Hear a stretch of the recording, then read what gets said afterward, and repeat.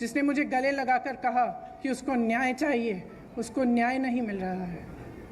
ये निर्णय रमेश कश्यप की बेटी के लिए है, उसका नाम भी वैष्णवी है, जो बड़ी होकर डॉक्टर बनना चाहती है। लखीमपुर में एक लड़की मेरे से मिली, मैंने उससे पूछा क्या बनना चाहती हो बड़ी होकर, उसने कहा प्रधानमंत्री बनना चाहती हूँ। उसके लिए है ये निर्णय। ये निर्णय लखनऊ की एक बस्ती में लक्ष्मी वाल्मीकि के लिए है, जो ITI पढ़ी है, BA की है, उसने कंप्यूटर कोर्स किया है, आज तक उसे नौकरी नहीं मिली है। ये निर्णय उसके लिए है। ये निर्णय सोनभद्र में उस महिला के लिए है जिसका नाम किस्मत है, जिसने अपने लोगों के लिए आवाज़ उठाई, संघर्ष किया और न्याय मांगा। ये निर्णय उत्तर प्रदेश की हर एक महिला के लिए है जो बदलाव चाहती है, जो न्याय चाहती है, जो एकता चाहती है, जो चाहती है कि आगे बढ़े उसका प्रदेश। मैं आप सबसे कहना चाहती हूँ, आप समाज सेविका हैं, आप अध्यापक हैं, आप एक नौजवान महिला हैं जो आप अपना भविष्य बनाना चाहती हैं, आप प्रेस में हैं। अगर आप बदलाव चाहती हैं तो इंतज़ार मत करिए। आपकी सुरक्षा कोई नहीं करने वाला। सब बातें करते हैं, सुरक्षा करने का जब समय आता है तो सुरक्षा उनकी होती है जो आपको कुचलते हैं।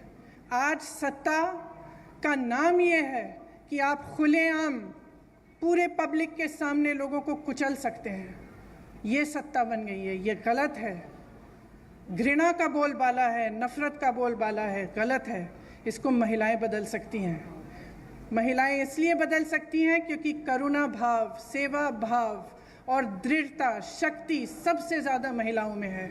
मैं आपसे कहना चाहती हूँ, राजनीति में आओ, मुझसे कंधा से कंधा मिलाओ। मैं जानती हूँ कि आपके संघर्ष क्या हैं। मेरी प्रेस की सहेलियाँ यहाँ हैं, मैं जानती हूँ, मैं आपको देखती हूँ सुबह से शाम तक आप कैसे दौड़ती हैं, किन परिस्थितियों में। जब सीतापुर में बीच रात में अंधेरा था, मुझे घेर लिया पुलिसकर्मी ने, महिला पुलिसकर्मी थी, मुझे घेरा, मुझसे लड़ी, मैं भी भिड़ गई उनसे। उसके बाद मुझे उन्होंने जीप में बिठाया और अंधेरे रात में सिर्फ मैं, वो दोनों और 2 कांस्टेबल मुझे सीतापुर के PSC कंपाउंड में ले गए। एक का नाम मधु था, एक का नाम पूजा। ये निर्णय उनके लिए भी है क्योंकि मैं समझी कि 4 बजे सुबह तक ड्यूटी पे थी। उनकी एक अफसर जिनकी पोस्टिंग सीतापुर में थी, लेकिन जिनकी बूढ़ी माँ अकेली नोएडा में रहती है।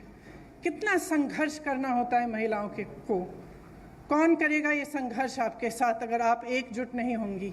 अगर देश को जातिवाद और धर्म की राजनीति में से निकालकर विकास की राजनीति की ओर ले जाना है, अगर देश को समता की राजनीति की ओर ले जाना है, भागीदारी की राजनीति की ओर ले जाना है, तो महिलाओं को आगे बढ़ना पड़ेगा। आपको खुद ये काम करना पड़ेगा। आगे बढ़िए। मैं आग्रह करती हूँ आपसे, हमने आवेदन पत्र मांगे हुए हैं हर विधानसभा के लिए। ये अगले महीने की 15 तारीख तक खुला रहेगा।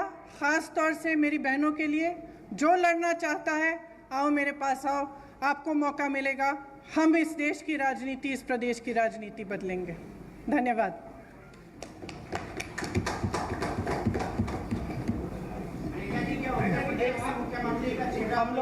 हम लोग सवाल लेंगे। इसको थोड़ा सा सुनिश्चित तरीके से कर लेने दीजिए। कुछ सवाल लेते हैं। मैं पहले प्रिंट इलेक्ट्रॉनिक मीडिया से शुरुआत करूंगी, आपके पास मैं जरूर आऊंगी। प्रांशु जी, आपका सवाल।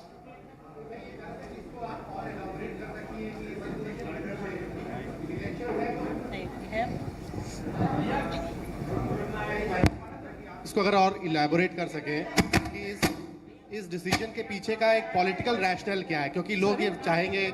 सुनाई नहीं दे रहा। थोड़ा सा शांत रह जाइए, आपके कोलीग को सवाल। मैं ये पूछ रहा था कि इसको आप थोड़ा सा अगर और इलैबोरेट कर सकें कि इसके पीछे का रैशनल क्या है, क्योंकि लोग ये कहेंगे कि चुनाव का सीजन है और आप इतना बड़ा एक गैम्बिट ले रही हैं कि आप कह रही हैं 40% टिकट, जो कि लगभग 100 टिकट से ज़्यादा होगा, आप महिलाओं को मेरी बस चलती तो 50 करती। तो इसके पीछे का रैशनल क्या है? दूसरा, क्या आपको लगता है कि ये जो प्रोसेस है अभी टिकट देने का, और उसके बाद आपकी पार्टी के अंदर जो ओवरऑल एक नेशनल लेवल पे यूपी के बियॉन्ड भी महिलाओं का जो रिप्रेजेंटेशन है, क्या उसको बढ़ाने के पीछे का थॉट प्रोसेस ओरिजिनेट यहाँ पे बढ़ेगा तो नेशनली भी बढ़ेगा। मैं यूपी की इंचार्ज हूँ, यहाँ का निर्णय हम लोगों ने लिया है। सबकी सहमति के साथ लिया है। इसके पीछे जैसे मैंने कहा